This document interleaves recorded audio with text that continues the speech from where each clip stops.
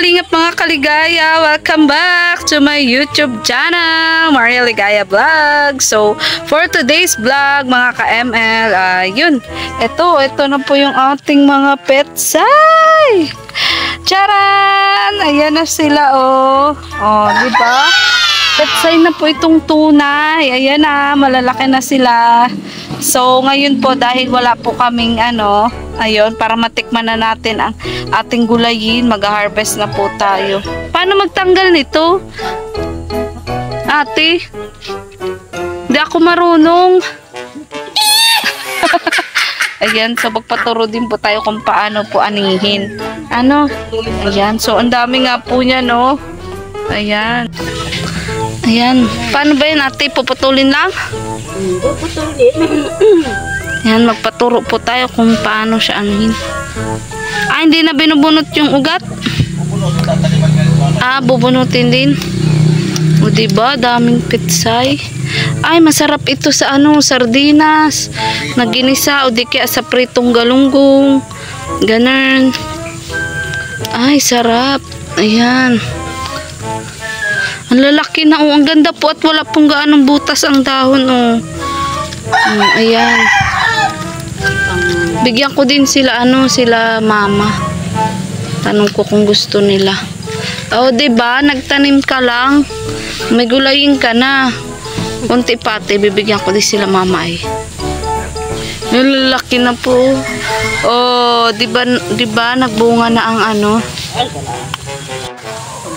Tapos ito ililipat pa din, ate. Oo. Kailan yan ililipat? Ito yan. Mamaya.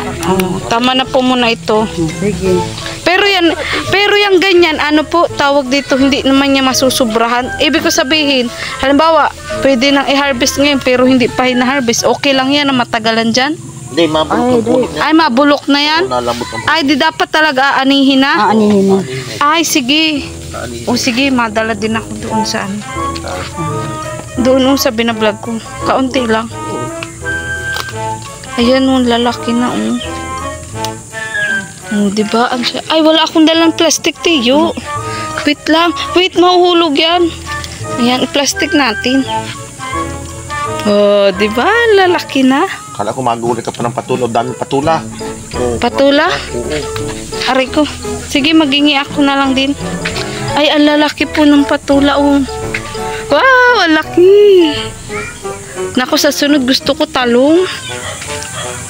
Ayan po, lalaki, ang patula, Ayan, ang sarap. Ay, baka maapakan natin ng kamatis. Diba? Ngayon, mag-aani na po tayo. May ulam na tayo ngayong tanghali. Tapos, tataniman mo na yan ng bago, tiyo. Pero tatanggalin mo lang muna yung ugat na dati. Diba? Ang galing. Alin, ano ko kunin mo? Ito. Yun naando sa dulo. May aanihin po tayo at may bago na naman pong ililipat. Diba? Ang bilis lang. Ito pa nga po, lalaki na din, Wow, ang lalaki na. Tanungan mo siya kung Ay, pwede na po yan, dalawa lang. Ayan, mag-ani na tayo. Diba?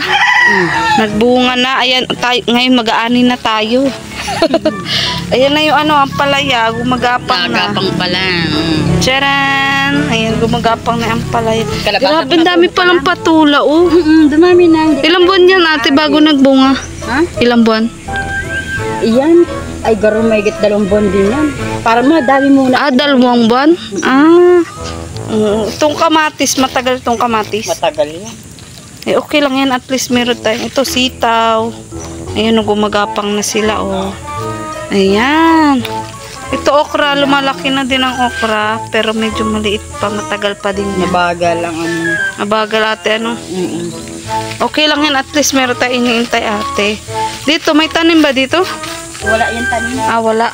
Kaya paghadangan lang dyan. Ay, doon, may pitsay pa doon. Ang dami pong pitsay. Yan, sawa naman tayo nito sa ginisang galunggong. Masarap po ito sa prito, sa ginisang galunggong. Saan nyo ate nilagay yung talong? Di pa? Ayan, ito pa ang next batch ng ating petsay.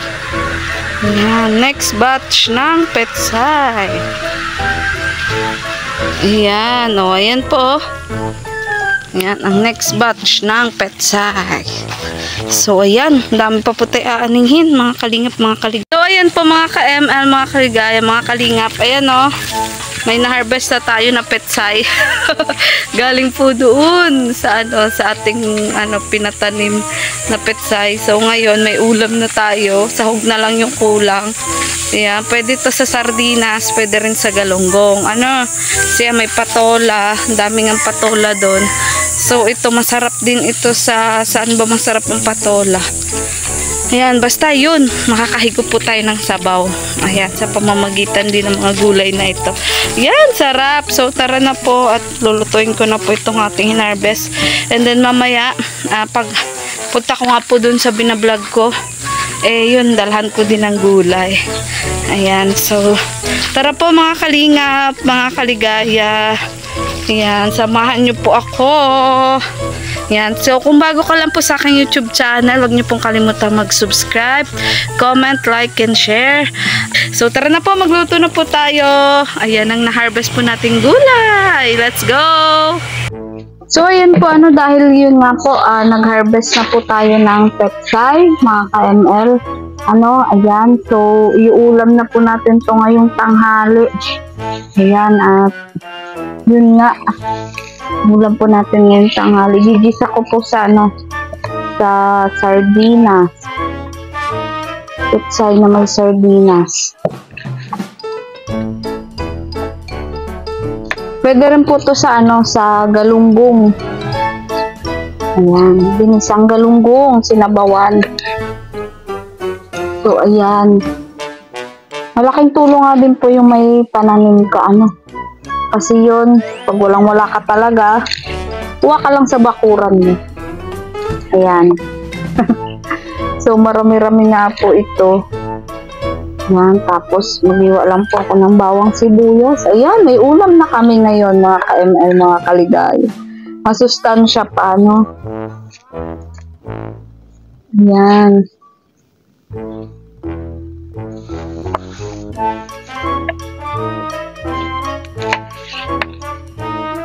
So, tanggalin nga po natin yung medyo yung medyo bulok na part. Yan, tanggalin ko po yun.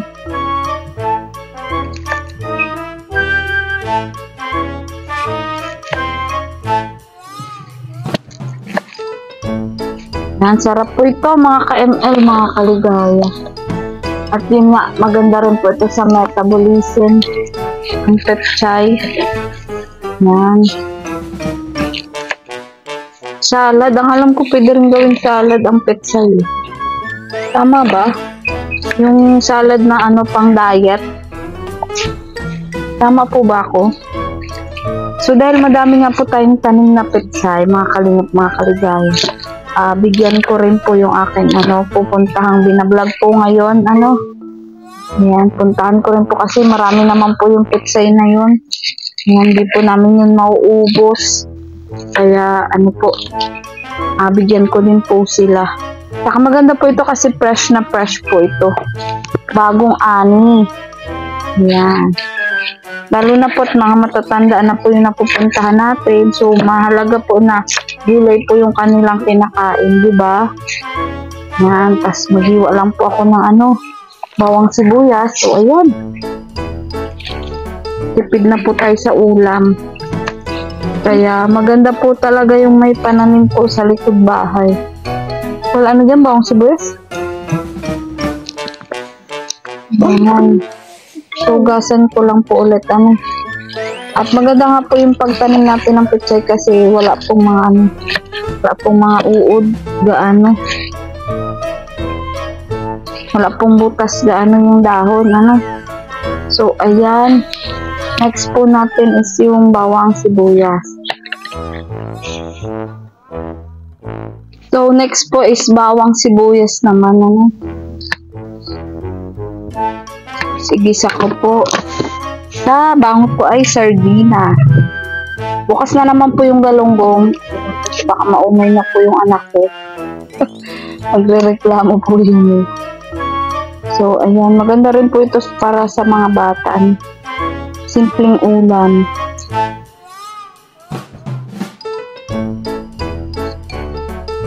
Lalo na po doon sa mga bihirang magsabaw. At cannot afford nga po bumili ng karne. Pero gusto magsabaw. Pwede po ito ginisang pechay na may sardinas.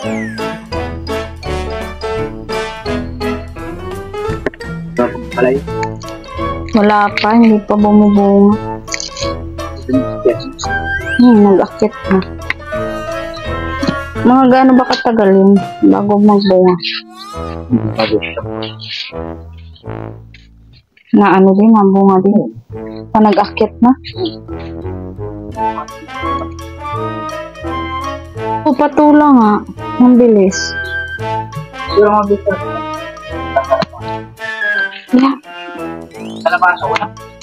Ganda po, dikdikin po muna natin ang bawang para lumabas po talaga yung lasa.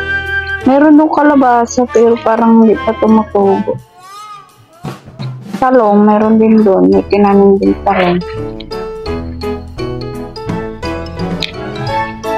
Diba? Laking tulong po na may na may gulayan sa paligid kasi kung bibili nyo po ito, magkano din? 10, 20. Yan.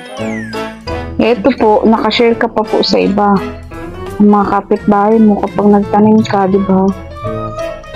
May gulay din sila. Sa pansit, pwede rin nga po pala po sa pansit. Pag walang repolyo, yan, pechay. Sarap din po yan sa pansit.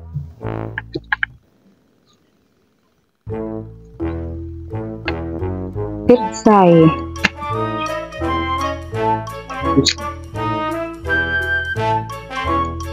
Di ko alam.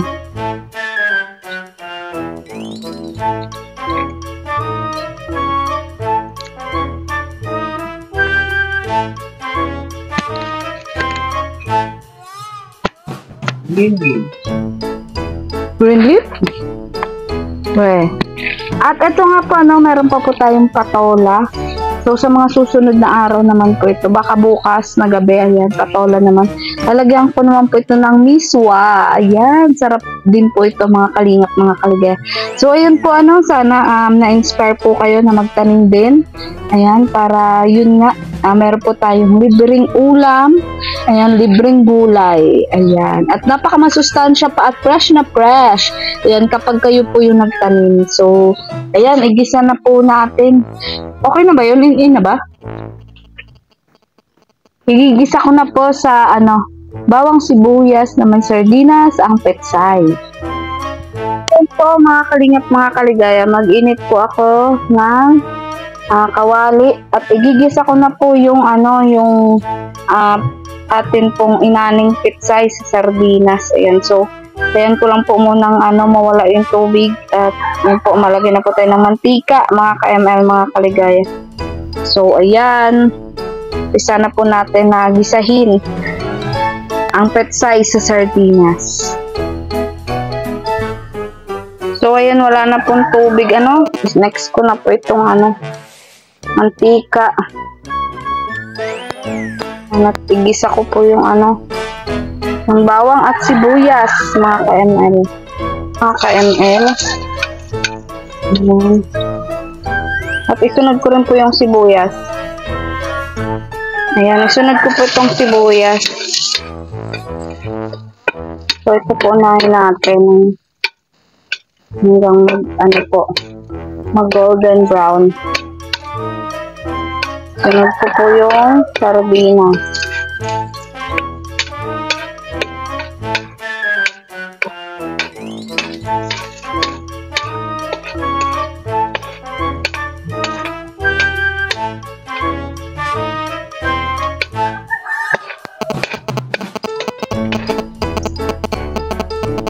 Yan.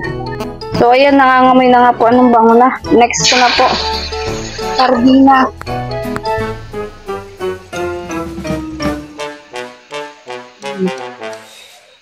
Ito po ang sardinas.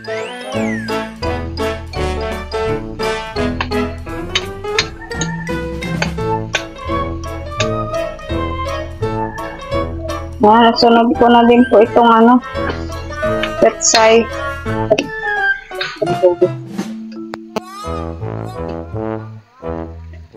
So, inagasa na po natin ito, bago po natin nilagay. So, kahit di po kayo magkanin, pwede naman po yan. Natin ang tubig. Depende po yun sa inyo kung kung pagkaluto po nito ay magkanin po kayo o hindi. Kasi para po sa mga nagda-diet, ayan, pwede rin po hindi rin naman magkanin. Yan, so untayin lang po natin na kumulo at lumambot.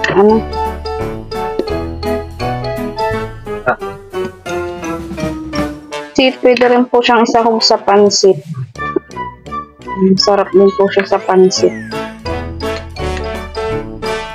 So, ayan, ayaan lang po muna natin kumulo at lumambot ang petsay. So, ayan, kumukulo na nga po mga ka-ML, mga kaligaya. At yan, hintay lang po natin hanggang lumambot. So, tikman po natin.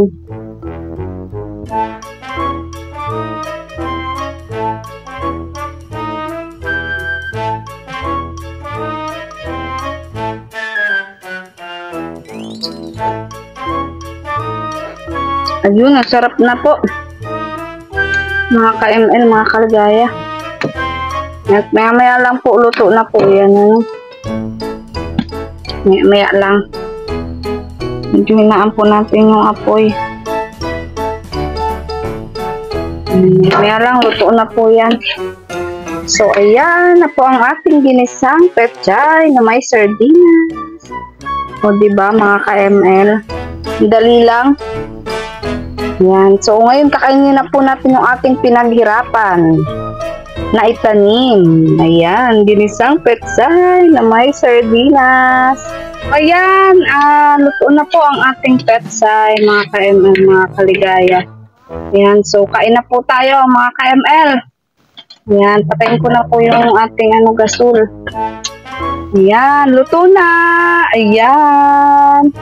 Kainan na mga ka-ML, mga kaligaya. At yun po, maraming salamat po sa patuloy pong hindi nyo po pag-skip ng ads, mga ka-ML, mga kaligaya. At patuloy nyo lang din pong supportahan kaya Boss Santos Matubang at na vlog Kalingap Rob at ang buong Kalingap team, mga Kalingap, mga kaligaya.